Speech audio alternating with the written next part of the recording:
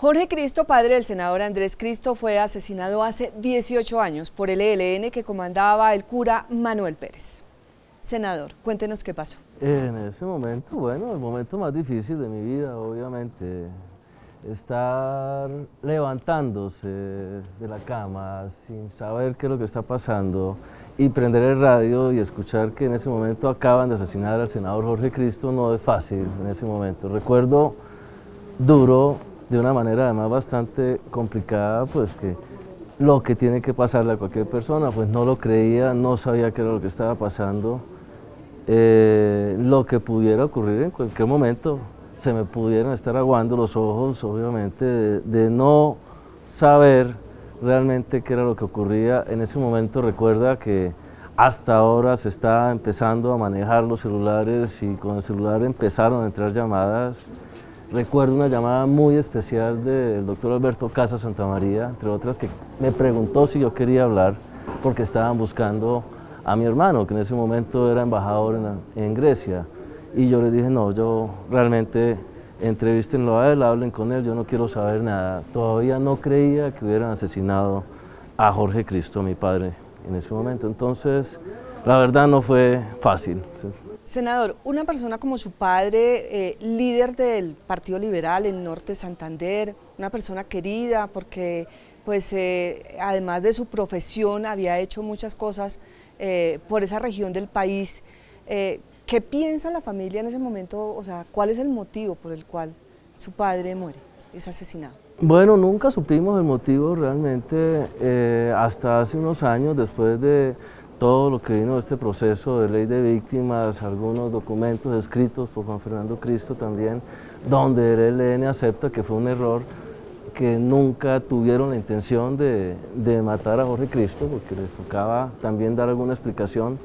Pues en ese momento lo único que piensa uno es que bueno, esto no vale la pena, esto mejor hacerse a un lado. Yo creo que el asesinato de Jorge Cristo fue uno de los tantos asesinatos de políticos que no sirvieron para demostrar nada en este país, sencillamente que la guerrilla estaba actuando a ciegas, que la guerrilla había perdido su soporte ideológico y que asesinando a un senador, como decía él, que era médico, los médicos hacen más política que los propios abogados, pues nunca estuvo pensado ni en la mente de nadie. Él no llevaba sino un policía de escolta que vivía dichoso, entre otras cosas, con él porque decía que Jorge Cristo se acostaba temprano y era el primer político que no lo hacía trasnochar, ni rumbear, ni quedarse hasta tarde. Y fíjese, recuerdo y le hago memoria aquí a Pedro Covaría, que era quien lo acompañaba y tampoco merecía morir en esas circunstancias. Bueno, senador, ¿qué cambió en su familia a partir de ese momento? Bueno, en ese momento recuerdo que Cúcuta era una ciudad ya complicada, ya se había construido el oleoducto Caño Limón-Coveñas, ya habían empresas argentinas y alemanas siendo extorsionadas por el ELN por cuenta de estas obras y empezó obviamente una situación de más cuidado, de más recelo, otra forma diferente de hacer política, unas condiciones completamente ajenas. Estábamos a 6 o 7 meses de elecciones al Congreso.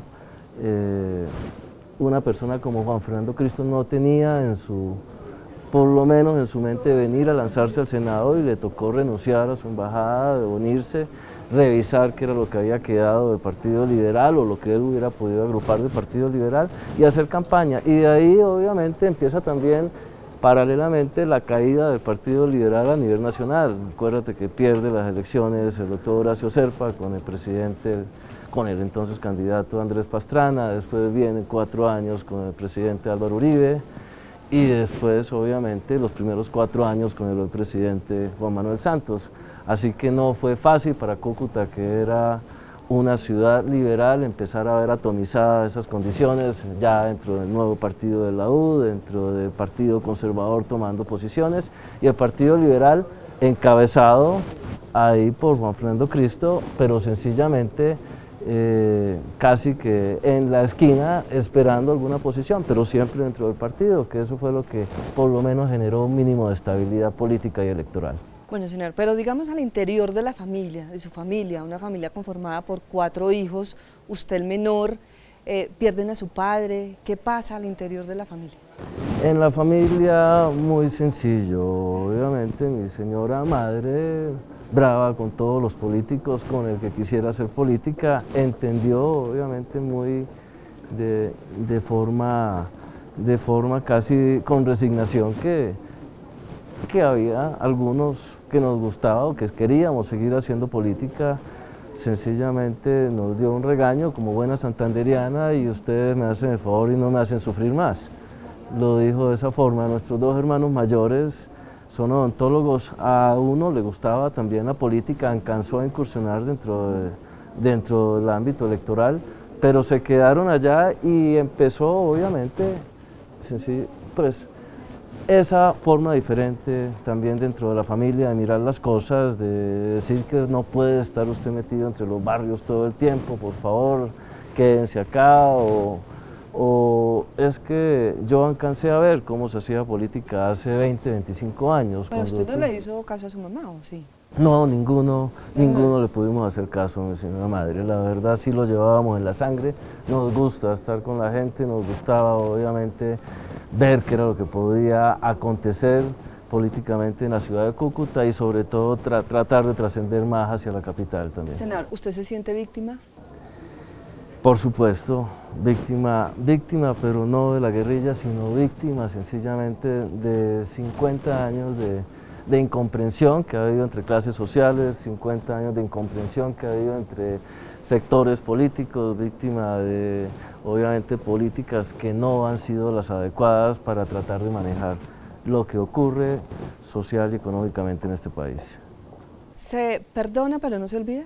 Se perdona pero no se olvida. Estoy obviamente ansioso a que ese proceso de paz que se debe venir con el ELN inicie realmente rápido, con piso fuerte como tal, como decimos también en Santander, y empezar a escuchar qué era lo que estaba ocurriendo también, sobre todo en los 2 Santanderes donde tuvo tanta injerencia del ELN. Usted ahora es el escudero de esta ley de víctimas, es el responsable porque su hermano la ha trabajado desde, digamos, de diferentes escenarios, desde el Congreso, ahora desde el Gobierno Nacional. ¿Es una responsabilidad muy grande para que esto realmente...? Bastante, porque es muy difícil. Yo me siento escudero de esa ley de víctimas, sobre todo en norte de Santander, donde vivo pendiente de qué es lo que está ocurriendo con la restitución de tierras, donde he peleado con alcaldes, donde he discutido con gente que no ha querido entender lo difícil, lo complicado que pudo haber sido todas esas condiciones de desplazamiento donde sacaban a la gente de sus tierras. Cúcuta tiene unos sectores del Catatumbo, precisamente con quien hablábamos ahora, que fueron realmente saqueadas y donde la gente fue prácticamente botada hacia el área metropolitana del departamento y nos quedamos sin nada. El sur y a las zonas también ahí ya más aledañas a la frontera fueron zonas muy apetecidas tanto por guerrilleros como por grupos paramilitares. Lo mismo ocurre con las víctimas. Yo fui también personero de la ciudad de Cúcuta y me tocó empezar a entender qué era lo que estaba ocurriendo con el desplazamiento, cómo llegaban las mujeres que eran las grandes afectadas, porque les mataban a su marido en las veredas y llegaban a las ciudades capitales con 4, con 5 hijos, solas buscando algún subsidio y dejando que sus hijos salieran cada uno a los diferentes sectores de la ciudad a sobrevivir o trabajando o buscando alguna otra forma diferente de llevar el pan de cada día a su casa. O sea que todo esto, como me preguntabas hace rato, si me sentía víctima, claro, pero de lo que vino siendo un proceso que terminó explotando o termina obviamente en el desarrollo que estamos viendo hoy. Todavía la gente discutiendo si conviene o no conviene negociar con los grupos armados. Senador, no hace mucho tiempo Francisco Galán les dice a ustedes que lo perdonen. ¿Siente que ese sí es un perdón sincero? ¿Y qué puede pasar ahora con el ELN? Francisco Galán fue capturado, cumplió una pena con la sociedad, cumplió una pena con el gobierno colombiano. Obviamente ha tenido la mejor intención de decirle a sus compañeros de combate, de lucha armada, que ya es hora también, que es suficiente, que esto no dio para más, que el gobierno colombiano finalmente le quitó muchas de las condiciones ideológicas que tenía la guerrilla, y yo pues como tal, cuando me siente en algún momento con Francisco Galán, si tengo la oportunidad, se lo diré. Yo pienso que no era necesario llegar al secuestro, ni era necesario llegar al sacrificio de líderes políticos o de personas, de empresarios como tal, para hacerse sentir frente a la sociedad colombiana y frente a un gobierno. Esa es mi posición. Seguramente terminaré entendiendo algunas condiciones.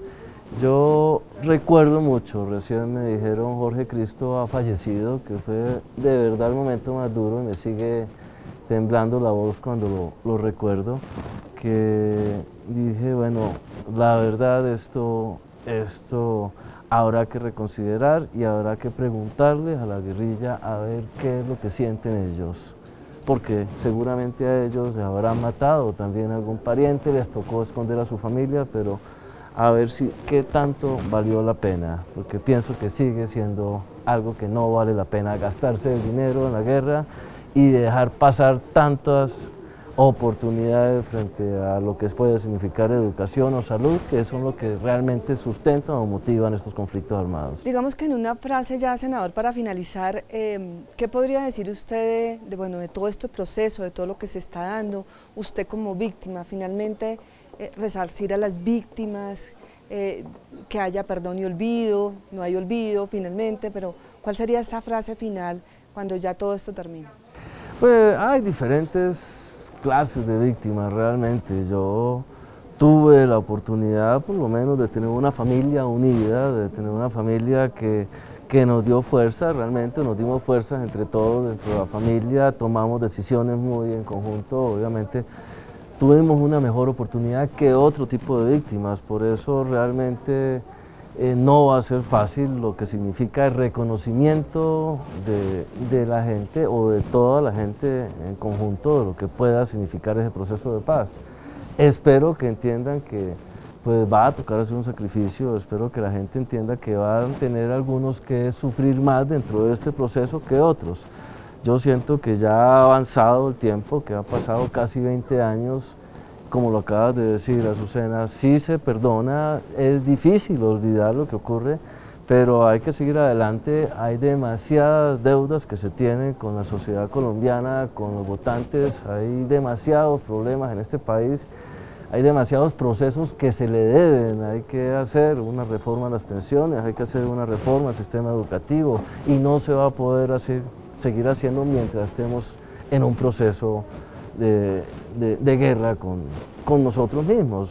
Vuelvo y se lo digo, mientras los demás países hacen una reforma y demoran en sus transiciones, el cambio de sistemas, entre sistema y sistema 5 o 10 años, aquí estamos durando 20 años porque precisamente el presupuesto no nos lo está dejando, precisamente porque la misma gente va en contravía, lo que pueda significar para qué se gasta la plata en educación si todavía hay que acabar con la guerrilla. Yo les digo lo siguiente, ojalá podamos entender que el sacrificio va a valer la pena, ojalá que toda esa sangre que se derramó en los últimos 50 años tenga un resultado beneficioso para el Congreso, para las instituciones y para la gente que de verdad no está creyendo todavía en el país o en las instituciones colombianas, en el gobierno, y podamos sacar adelante por lo menos parte de esa deuda que se le tiene al país. Senador, muchas gracias por estar con el Noticiero del Senado. Gracias a usted, Azucena, y a todos los compañeros del Noticiero del Senado, para la próxima oportunidad.